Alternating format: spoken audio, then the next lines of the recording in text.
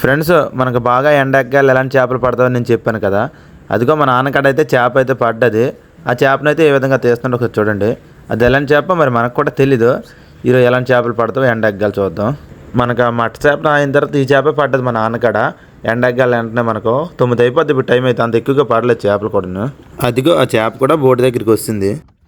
మనకు రోజు తలాపరి చేపలే పడుతున్నాయి ఈ రోపకడ అయితే. దీన్నే మనం 55 మైల్ రోప అంటాము. చాలా ఎక్కువగా ఉన్నట్టుగా ఉన్నాయి ఇక్కడ తలాపరి చేపలు. ఎక్కువగా అవే పడుతున్నాం మనకు. మనం కిందటేట లాంగ్ ఏటకి వచ్చాము, అప్పుడు కూడా మనకు తలాపరి చేపలు ఎక్కువగా పడ్డాం. ఒక 400 కేజీల నుంచి 500 కేజీలు పైగా ఉంటాం. ఈరోజు కూడా మనకు అలాంటి చేపలు పడుతున్నాం. ఏందో మరి ఒకసారి చూడండి మా నాన్న అయితే చేపను ఏ విధంగా కొడుతున్నాడో. ఎందుకంటే తలాపరి చేపలు చాలా డేంజర్. మనం బోట్లో పెట్టామనుకో వెంటనే కదిలేసి మళ్ళీ సముద్రంలో దాటేసే అవకాశం కూడా ఉంటుంది. అందుకే మా నాన్న అయితే ఆ కర్రతో గట్టికి పోతున్నాడు. అప్పుడే చనిపోద్ది. మన గ్యాలమ్ములు కూడా తప్పించుకోవడానికి అయితే చాలా ఈజీగా ఉంటుంది. అదే మనం ప్రాణంతో ఉన్నప్పుడు అయితే మనం గ్యాలమ్ములు కూడా తప్పించలేము. మన చెయ్యి గుచ్చేసే అవకాశం కూడా ఉంటుంది. అందుకనేసి ఈ తలాపరి చేపలు అయితే చాలా డేంజర్. ఎందుకంటే ఎక్కువగా పడ్డవంటే తాల్చిక్కెట్టేస్తావు. చాలా కంగారు చేపలు. ఓకే ఫ్రెండ్స్, మన వీడియో నచ్చినట్టుకుంటే మన ఛానల్ లైక్ చేసి సబ్స్క్రైబ్.